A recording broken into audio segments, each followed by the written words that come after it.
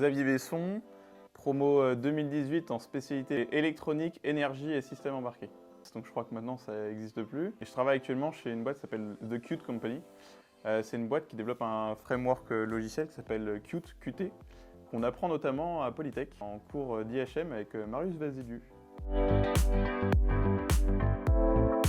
Honnêtement, je pense que, outre une expertise technique que je considère très bonne, voire excellente, j'ai des souvenirs de profs qui nous disaient qu'on devait être des experts en sortant, et c'est vrai. Ça a apporté quand même un environnement assez épanouissant, avec des choses assez variées, que ce soit en termes d'enseignement, mais aussi en termes d'activités extrascolaires, d'options, de possibilités, de découvertes et de projets aussi. Beaucoup de projets, ça c'était quand même très très cool, donc c'est quelque chose dont j'ai de bons souvenirs et qui me sert toujours actuellement, je pense.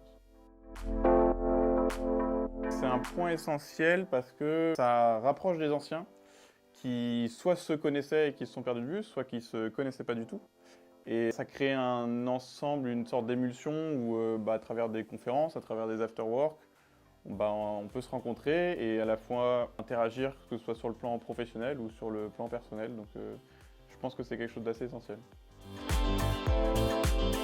Dans mon environnement en tout cas actuel et ceux que j'ai vécu précédemment, je pense qu'en tout cas en termes de... Moi je suis ingénieur informatique, donc je fais du développement. Je pense que du côté des développeurs en tout cas, on n'y est pas encore, même si ça tend à changer. Par contre, quelque chose qui m'a étonné dans le bon sens, c'est que je me rends compte qu'il y a de plus en plus au niveau du managérial, au niveau du commercial, de parité, en tout cas là où moi j'ai travaillé. Et j'ai même, je vais être très honnête, je pense que les meilleurs chefs de projet que j'ai eus, c'était des femmes. Et ça a été un plaisir de travailler avec elles en tout cas. Remêler un peu des deux, je pense que l'anglais c'est vraiment important.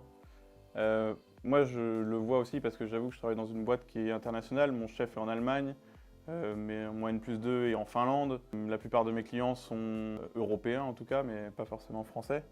Donc je pense que c'est un prérequis qui est extrêmement important. Et moi, quelque chose que j'ai peut-être pas assez fait à Polytech et que je regrette pas forcément, mais que je conseillerais aux élèves de faire, c'est de partir à l'étranger, de profiter d'Erasmus, que ce soit pour les stages, pour les années à l'étranger.